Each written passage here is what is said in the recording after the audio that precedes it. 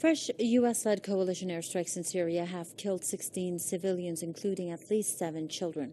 According to the UK-based Syrian Observatory for Human Rights, the attack took place in an area where clashes were underway between Kurdish forces and Daesh terrorists in Dayr-al-Zawr province.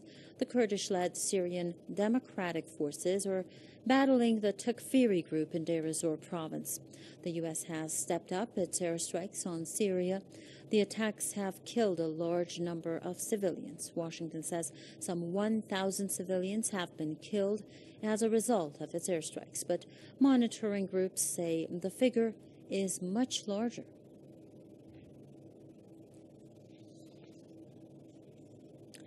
To discuss that more, we're joined by our correspondent Muhammad Ali, who is joining us live from Damascus.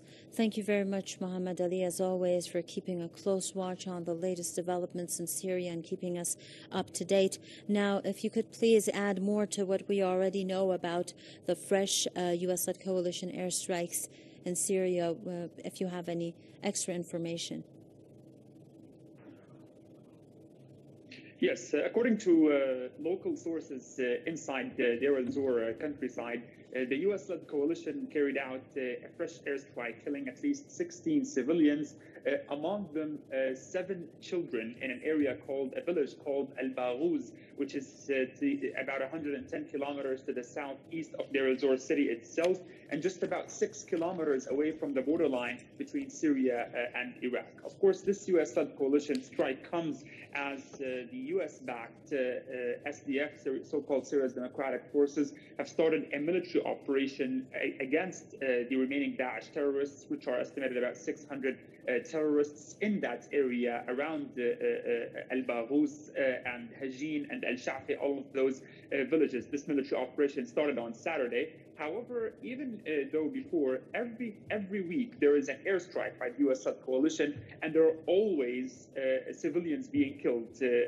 Dozens of civilians have been killed in that particular area.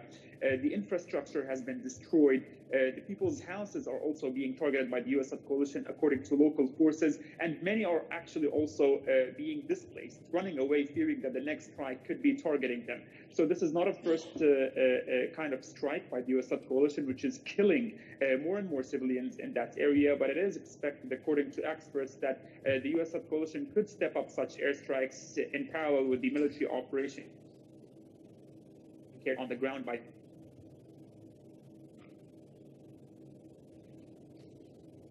Okay, it seems that there are some technical difficulties there in our connection with our correspondent. I can hear you clearly. Okay, so Muhammad Ali, we lost your voice for a short while. If you could please repeat the last part of the updates that you were giving us. Yes, I was saying the U.S.-led coalition carried out a fresh airstrike against a village called Al-Baghouz in the southeastern countryside of Dayr-al-Zawr, killing at least 16 civilians, among them 7 children. The area is about 110 kilometers to the southeast of Dayr-al-Zawr and about 6 kilometers away from the borderline between Syria and Iraq. It's not the first time that civilians are being killed, but this airstrike comes in parallel with the military operation carried out by the U.S.-backed so-called Syrian Democratic Forces, which started Saturday in order to eliminate the remaining about 600 terrorists of Daesh in that area.